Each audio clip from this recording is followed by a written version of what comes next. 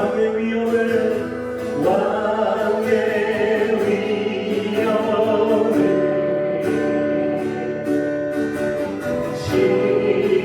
신령과 진정한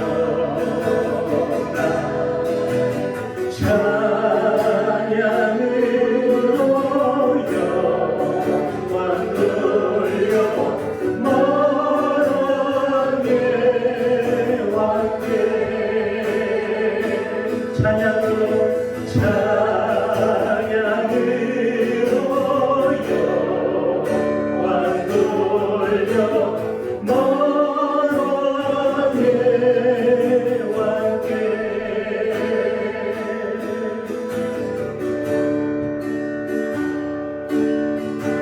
주여 우리 연약합니다.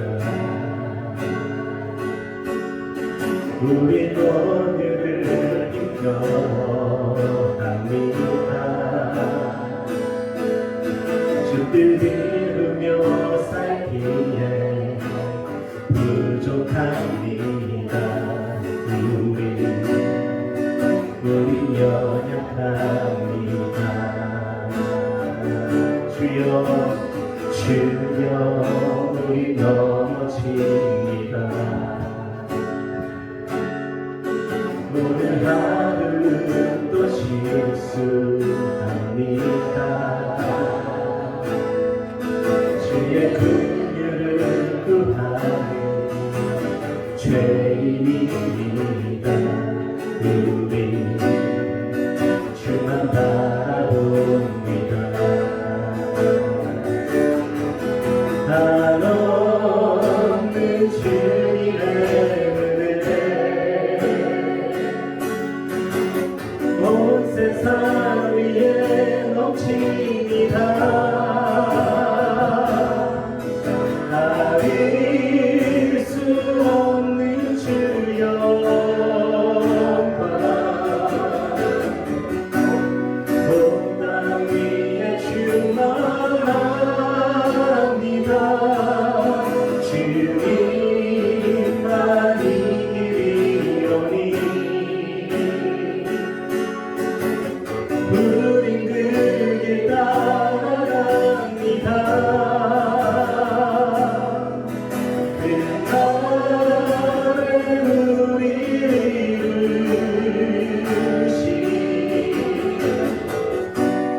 주는 완전합니다.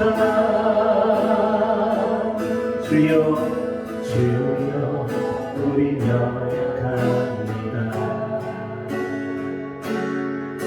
우리 오늘을 인정합니다.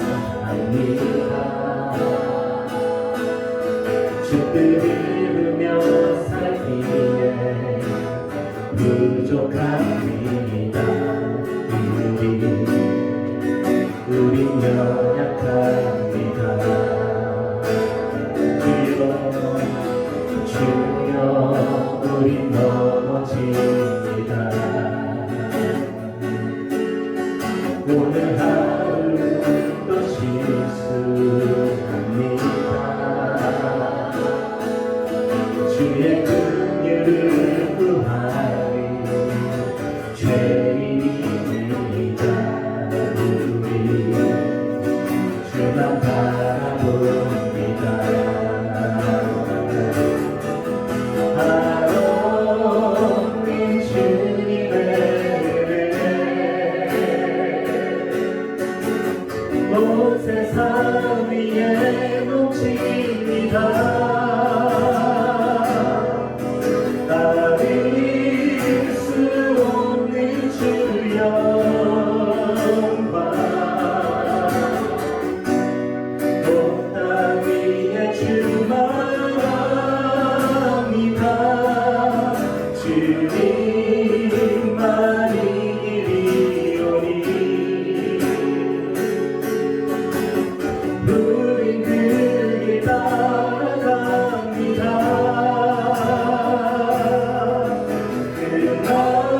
그날을 우리 이루시 주는 완전합니다.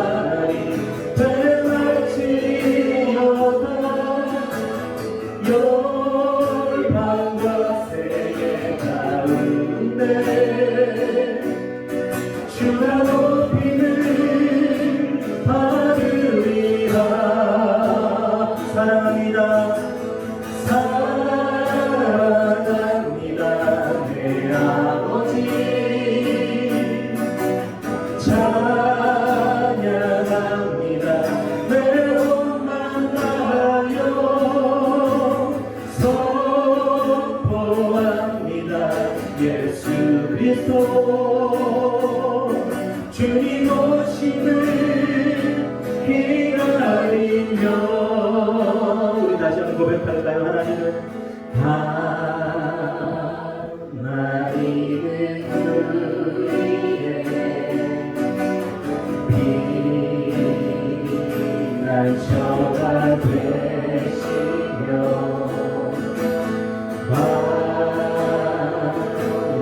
주께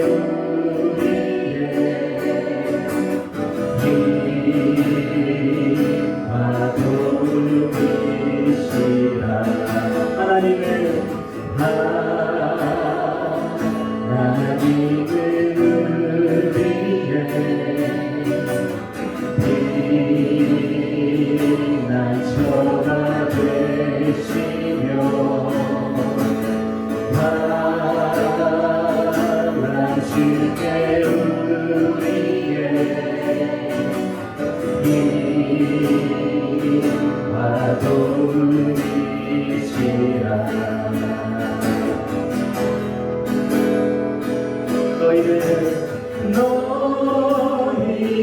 가만히 있어 주 하나님 되갈지어다 열방과 세계 가운데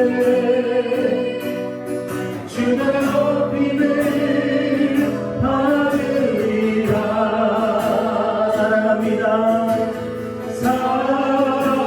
사랑합니다 내 아버지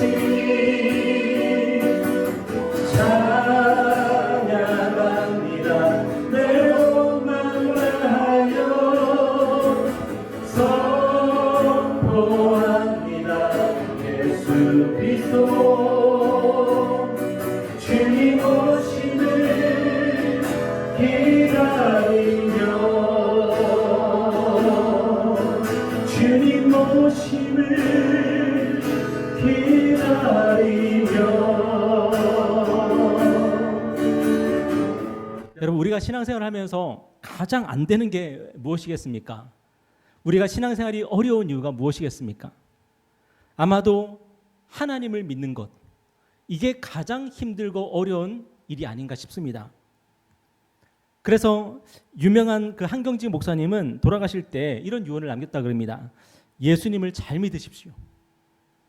그 유언을 듣는 사람들이 다 기독교인이고 크리스찬일 텐데 그들을 향해서 예수님을 잘 믿으십시오. 그런 유언을 남겼다는 겁니다. 예수님을 잘 믿고 하나님을 잘 믿는 게 쉬운 거면 그런 유언을 남길 필요가 없겠죠. 그렇지만 우리가 성도요 그리스도인이요 크리스찬이라도 하나님을 믿고 예수님을 믿고 살아가는 것이 쉽지 않기 때문에 그래서 그런 유언을 남겼을 겁니다. 예수님의 제자들도 마찬가지였습니다.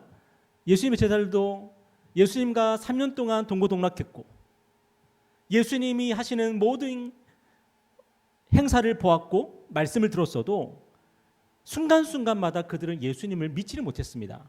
풍랑이 왔을 때에 그들은 예수님이 배에 있으면서도 두려워했고 수많은 사람들이 앞에서 이제 굶고 있을 때에 오병이어를 들으면서 이거 갖고 뭘 하겠습니까? 그랬고 그렇게 예수님과 함께 있었던 제자들도 순간순간마다 예수님을 믿지 못하고 예수님을 의심하고 그리고 자신들의 한계에 빠져 있었다는 겁니다.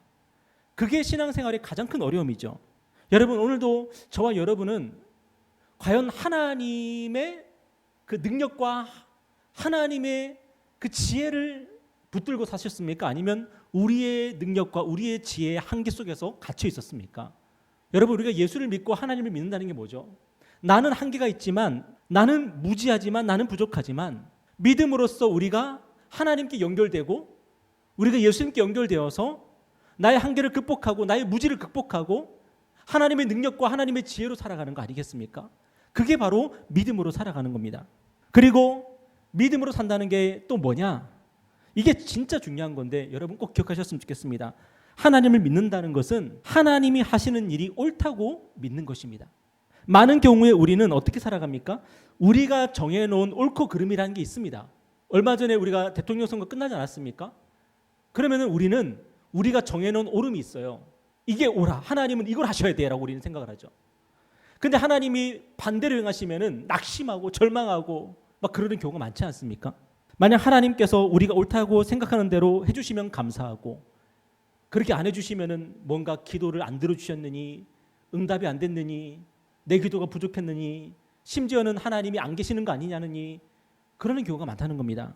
하지만 진짜 믿음은 뭐냐면 우리 앞에 어떤 상황이 펼쳐져도 하나님을 믿는 겁니다. 설령 우리가 사랑하는 독자를 바치라는 말씀을 들어도 그게 하나님이 하신 말씀이니까 옳다고 믿는 겁니다. 하나님이 아브라함에게 말씀하셨습니다. 네가 사랑하는 독자 이삭을 나에게 바치라고. 아브라함이 사리 분별이 안 됐겠습니까? 이건 아닌 것 같은데. 내 아들을 내 자식을 그것도 하나님께서 나에게 응답하여 주신 아들을 내가 하나님께 번제로 드리는 것은 이거는 잘못된 것 같은데 여러분 그런 생각이 안 들었겠습니까? 그런데 아브라함이 왜 이삭을 데리고 모리아산으로 갑니까? 그게 하나님의 말씀이니까 그게 옳은 겁니다. 하나님이 하시는 거니까 옳은 거고 하나님의 말씀이니까 옳은 겁니다. 여러분 그래서 신앙생활에서 가장 중요한 게 뭐냐면은 권위의 문제를 해결하는 겁니다. 권위의 문제. 여러분 권위의 문제를 해결한다는 게 뭐죠? 우리가 자꾸만 하나님과 부딪히는 이유는 뭐냐면은 하나님의 권위가 인정이 안 되고 나의 권위를 자꾸만 내세우기 때문이거든요. 하나님의 말씀이 이해가 안 되고 하나님이 하신 일이 이해가 안 될 때에 그때에 하나님의 권위를 아는 사람, 하나님의 권위를 믿는 사람은 내가 이해는 안 되지만 나는 잘은 모르겠지만 하나님이 그렇게 하시니까 하나님이 말씀하셨으니까 그게 맞겠지 합니다. 그게 권위의 문제예요. 근데 아직까지 나의 권위를 주장하는 사람들은 하나님하고 자꾸만 논쟁을 하려고 합니다. 하나님 그건 아닌 것 같은데요. 적어도 제 생각에는 이게 맞는 것 같은데요 하면서 하나님께 자꾸만 순종이 안 되는 거예요. 그러니까 자꾸만 하나님과 갈등을 하는 거죠.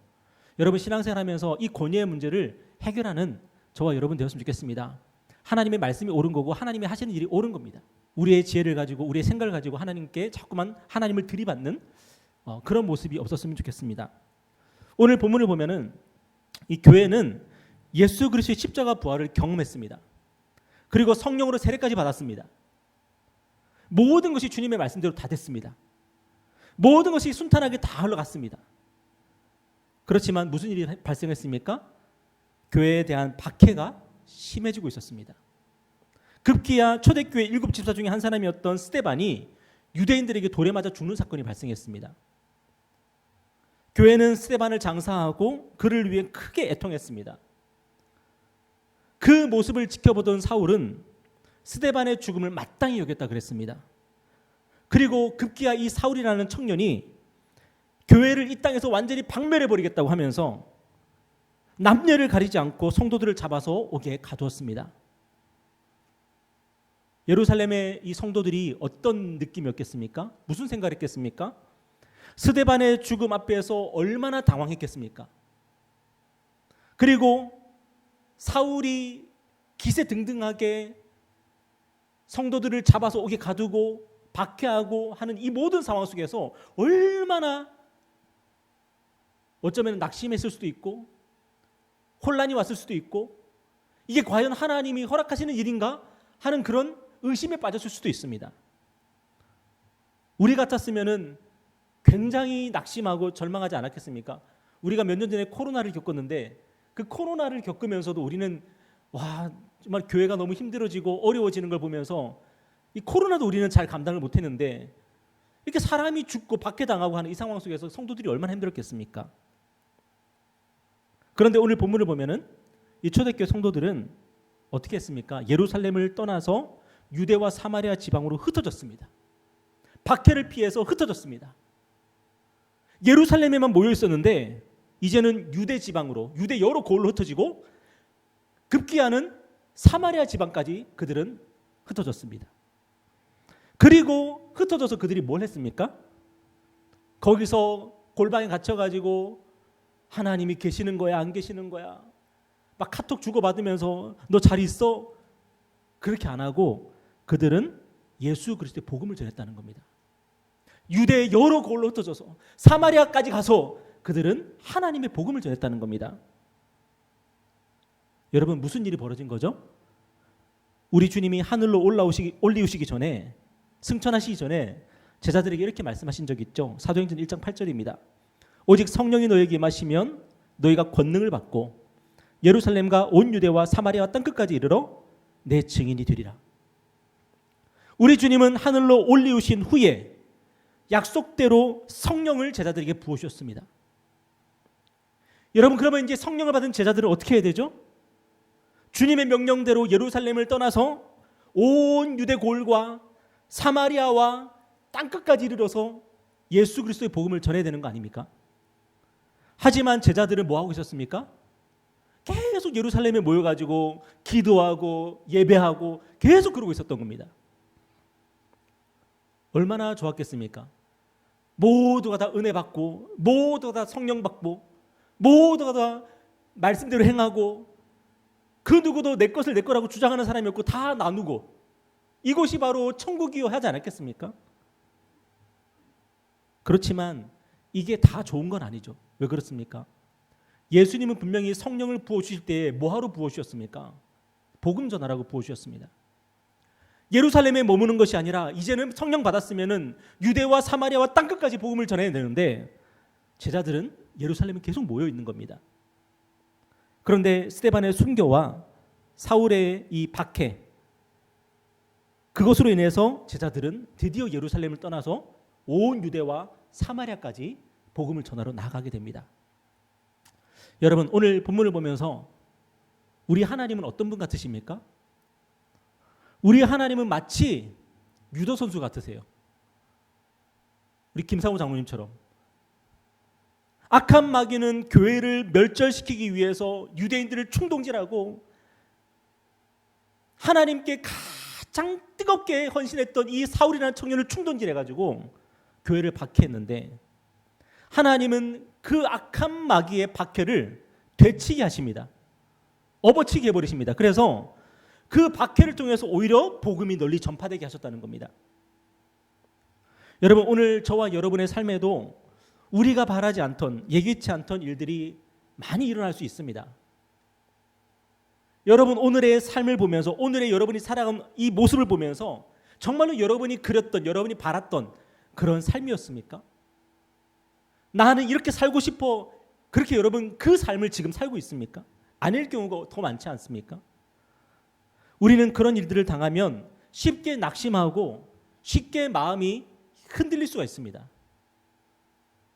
그런데 오늘 저와 여러분 무엇에 집중해야 됩니까? 하나님께서 우리에게 주신 사명에 집중해야 되는 거죠. 하나님께서 우리에게 허락하신 삶의 목적에 집중해야 되죠. 내가 오늘 행복하냐 행복하지 않냐, 내가 오늘 만족스럽냐 만족스럽지 않냐, 내가 오늘 하루 정말로 좋았냐 아니면은 별로였냐, 거기에 집중하는 게 아니라 내가 좀 힘들었어도, 내가 좀 아팠어도, 내가 여러 가지 문제가 생겼어도 그 모든 것 잠시 다 내려놓고 하나님께서 나에게 주신 사명에 집중하고 내가 이 모든 상황을 통해서 하나님의 뜻을 어떻게 이루어갈 것인가, 그것에 집중하며 나가는 것이 바로 하나님께서 우리에게 바라시는 태도라는 거죠. 그리고 우리가 무엇을 믿고 또 나가야 돼요? 지금 오늘 우리에게 일어나는 그 모든 일들이 하나님의 주관 아래 있다는 것을 믿어야 되는 겁니다. 하나님의 주관, 하나님의 주권, 우리의 삶이 바로 하나님의 그 섭리 안에 있다는 것을 우리가 믿어야 되는 거죠. 그리고 하나님의 주권 아래 내 삶이 있다면, 하나님이 내 삶을 주관하신다면, 그렇다면 하나님이 운영하시는, 하나님이 이끌어 가신 내 삶은 옳습니까? 틀렸습니까? 옳다는 거예요. 하나님이 하시는 일이기 때문에 옳다는 겁니다. 때로는 내가 원치 않은 대로 내 삶의 방향이 흘러갈 수 있는데 하나님이 그걸 보시면서 어이쿠 내가 실수했네 그러시겠습니까? 스데반이 막 돌에 맞아 죽어가고 있는데 하나님께서 그걸 보시면서 어쩌면 좋냐 이러셨습니까? 아니잖아요. 예수님께서 하나님 우편에 서셔가지고 스데반을 축복하고 응원하고 격려하고 계시지 않았습니까? 이건 아닌가 봐요. 이게 아니에요. 하나님이 주관하고 계십니다. 하나님이 인도하고 계십니다. 우리가 그 사실을 믿고 오늘 하루를 살아야 되는 거죠. 그렇다고 해서 모든 상황을 운명론처럼 다 받아들이라는 말씀이 아닙니다. 어떤 경우에는 우리 앞에 있는 문제들을 해결해 나가야 돼요. 어떤 경우에는 올바른 방식으로 하나님이 원하는 방법으로 싸워 나가야 될 때도 있는 거예요. 사도들이 그 성전 권력자들한테 붙잡혀가지고 붙들려 갔을 때에 그들이 시키는 대로 다 했습니까? 하나님이 이제 복음 전하지 말래. 이제 저 제사장들이 복음 전하지 말라니까 우리 안전해야 돼. 그랬습니까? 아니죠. 우리가 너희 말 듣는 게 옳은지, 하나님의 말씀 듣는 게 옳은지 너희가 판단해 보라고 막 그러지 않습니까? 우리는 사리를 똑바로 분별해야 되고 하나님의 말씀으로 정신 차리고 하나님의 뜻이 무엇인지를 분별해야 됩니다. 그리고 때로는 문제를 해결해야 되고 때로는 싸워 나가야 될 때도 있는 겁니다. 그런데 그 모든 상황 속에서 우리가 바라봐야 되는 게 뭐냐는 거예요. 그 모든 상황 속에서 우리가 바라봐야 되는 게 뭡니까? 하나님의 주권입니다. 하나님이 내 삶을 주관하고 계시는 거고 하나님이 실수로 내 삶을 이 자리에 둔 게 아니라는 거예요. 그건 하나님의 실수가 아니라 하나님이 가장 최선을 다해서 하나님이 모든 것을 선하게 이루어 가시는 과정 가운데 내가 있다는 것을 우리가 기억해야 되는 겁니다. 요셉처럼 억울한 일을 많이 당한 사람이 또 어디 있습니까? 요셉은 형들에 의해서 애굽의 종으로 팔렸고 또 거기서도 억울한 일을 당해가지고 감옥에 갇히기도 했습니다. 그런데 여러분, 요셉이 한 번이라도 하나님을 원망하거나 자포자기하는 심정으로 그렇게 스스로를 내려놓은 적이 있었습니까? 어떤 상황에서도 하나님의 백성답게 살았습니다. 여러분, 그게 어떻게 가능했습니까? 매 순간마다 하나님의 주권을 믿는 거죠. 하나님이 나를 이 자리로 인도하셨다는 것. 하나님이 내가 애굽으로 팔려올 때도 나와 함께 하셨고 내가 감옥에 갇힐 때도 하나님이 나와 함께 하시고 그렇게 하나님이 내 삶을 주관하고 계시다는 걸 믿으면서 나아가는 거죠. 그러니까 모든 자리에서 자기가 있는 모든 자리에서 최선을 다하고 열심히 살아가는 그런 모습을 보여주지 않습니까? 그리고 나중에 자기를 팔아버린 원수 같은 형들에게 뭐라고 고백을 하죠? 창세기 50장 20절에 보니까 당신들은 나를 해하려 하였으나 하나님은 그것을 선으로 바꾸사 오늘과 같이 많은 백성의 생명을 구원하게 하시려 하셨나니. 여러분, 그 모든 상황들을 하나님의 주권을 놓고 하나님의 내 삶을 주관하고 섭리하시는 것을 바라보면서 다 해석을 하는 거예요. 그러니까 어떻게 해석이 돼요? 하나님이 우리를 구원하기 위해서 나를 먼저 보내셨습니다라고 해석이 되는 거죠. 모든 것이. 여러분, 우리 몸이 연약하고 몸이 아플 때도 있잖아요. 그죠? 이거는 쓸모없는 것이다라고 생각할 수 있어요, 우리가. 왜 하나님이 나에게 병을 주셨을까? 나에게 질병을 주셨을까? 우리의 바람은 하나님께서 우리를 무쇠팔, 무쇠다리 로켓 주먹으로 만드셨으면 좋겠죠. 당연히 우리의 바람이죠. 그런데 하나님께서 우리에게 이런 연약함을 취할 만한 이유가 있지 않았을까요? 제가 왜 이렇게 자신 있게 말씀을 드릴 수 있을까요? 그것은 바로 하나님이 오르시기 때문이에요. 우리는 우리가 생각할 때에 내가 무쇠팔, 무쇠다리 로켓 주먹이어야 될 거라고 생각을 하고, 그렇게 내 모습이 그렇게 만들어졌으면 내가 더 신앙생활도 잘하고 더 하나님 앞에 멋진 삶을 살았을 거라고 우리는 생각을 하죠. 그런데 하나님께서 사도 바울에게는 뭐라고 말씀하셨습니까? 은혜가 너에게 족하다. 네가 약한 데에서 온전해진다. 하나님의 그 능력이, 하나님의 그 은혜가 너의 약한 그 부분에서 더 온전해진다는 거예요. 너의 약함이 없었으면 하나님의 은혜가 머물 수가 없었던 거죠. 저와 여러분에게 있는 연약함과 저와 여러분에게 있는 부족함과 저와 여러분이 이 땅을 살아가면서 하는 그 실수들, 그 모든 것들이 어쩌면은 하나님의 은혜를 담는 그릇이라는 거예요. 우리의 강함 속에 하나님의 은혜를 담을 수 있는 것이 아니라 우리의 약함이라는 그릇에만 하나님의 은혜가 담기는 거죠. 그래서 저와 여러분이 과거에 겪었던 아픔, 고통, 슬픔, 그 모든 것들이 저와 여러분이 하나님을 믿고 예수를 믿는 데 있어서는 필수적이었을 겁니다. 하나님이 오르십니다. 지금도 이 땅에는 얼마나 악하고 끔찍한 일들이 많이 일어나고 있습니까? 여러분, 우리가 생각할 때는 하나님이 계시다면은 이렇게 전쟁이 온 세계적으로 지금 전쟁이 일어나고 이런 여러 가지 어려운 상황들 속에서 우리는 자꾸만 묻게 되는 거죠. 하나님이 계십니까? 하나님이 선하신 분이라면 왜 이런 일들이 일어납니까? 그런데 하나님께는 계획이 있는 것이고, 하나님께는 이 모든 상황들을 가지고 하셔야 될 일이 있는 거죠. 스데반의 죽음 앞에서 그것이 복음 전파의 디딤돌이 되었던 것처럼 이 세상의 그런 악의 문제, 고통의 문제, 고난의 문제가 하나님께서 하나님의 일들을 하시는 디딤돌이 되고 있는 겁니다.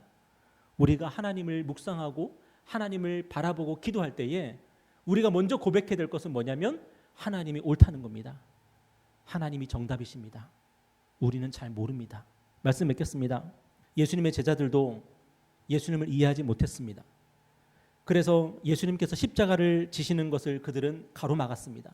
예수님께서 십자가를 져야 된다고 말씀하니까 베드로는 예수님을 붙잡고 항변하면서 예수님 절대로 그러면 안 됩니다라고, 자기가 뭐라고, 예수님이 지금 십자가를 지고 온 인류를 구원하고 대속해야 되는데 베드로는 예수님 절대로 그렇게 하면 안 된다고. 여러분, 말이 됩니까? 말이 안 되죠. 제자들에게 필요했던 것은 바로 지금은 예수님을 이해할 수 없어도 예수님을 믿고 신뢰하며 나아가는 게 필요했던 거죠. 여러분, 오늘 저와 여러분의 삶이 이해가 되십니까? 이해가 되십니까? 여러분이 왜 그런 부모님에게서 태어났는지, 여러분이 왜 그런 자녀를 낳았는지, 여러분이 왜 그런 배우자를 만났는지, 여러분이 왜 이런 일을 하고 있는지, 왜 그런 직장 생활을 하고 있는지, 여러분의 삶이 다 이해가 되십니까? 우리는 이해되지 않고 납득이 되지 않는 게 너무 많습니다. 그렇지만 중요한 것은 하나님께서 저와 여러분의 삶을 주관하고 계시고 인도하고 계십니다. 때문에 오늘 저와 여러분, 하나님을 다 이해하려고 노력하기보다는 가장 먼저 뭘 해야 되겠습니까? 하나님을 인정하시기를 축복합니다. 하나님의 권위를 인정하시고, 하나님이 나를 거기에서 일하라고 하셨으면은 우리가 회사를 들어가도 복종하지 않습니까? 회장님이, 사장님이 너 거기서 일해 그러면은 이해가 안 되고 납득이 안 돼도 일단 하지 않습니까? 근데 전지전능한 하나님이 우리에게 우리의 삶을 허락하셨는데 이해하지 못한다고, 납득하지 못한다고 그냥 절망해 있고 낙심해 있으면 안 되지 않겠습니까? 하나님이 나에게 그런 삶을 주셨다면은 하나님, 제가 받들겠습니다. 하나님이 저에게 주신 삶이니 제가 충성하겠습니다. 그렇게 나아가는 저와 여러분 됐으면 좋겠습니다. 그리고 저와 여러분에게 주신 사명이 있습니다. 저와 여러분, 그냥 당신은 사랑받기 위해 태어난 사람일 뿐만 아니라 우리에게는 하나님을 알고 하나님을 섬기는 그런 중요한 인생의 중대한 목표가 있습니다. 여러분, 그 목표를 이루셨으면 좋겠습니다. 그래서 말씀을 통해서 하나님을 알아가시고, 여러분의 삶을 통해서 하나님을 알아가시고, 그래서 하나님을 할 수 있는 대로 여러분이 하나님을 섬기며, 그렇게 여러분 삶 가운데 하나님께서 와, 네가 나를 섬기니까 내가 너에게 줄 게 많다. 이거 필요하지. 나를 섬기기 위해서 이것도 필요하지. 하면서 하나님이 채우시는 그런 은혜가 있는 저와 여러분 되기를 주님의 이름으로 축복합니다.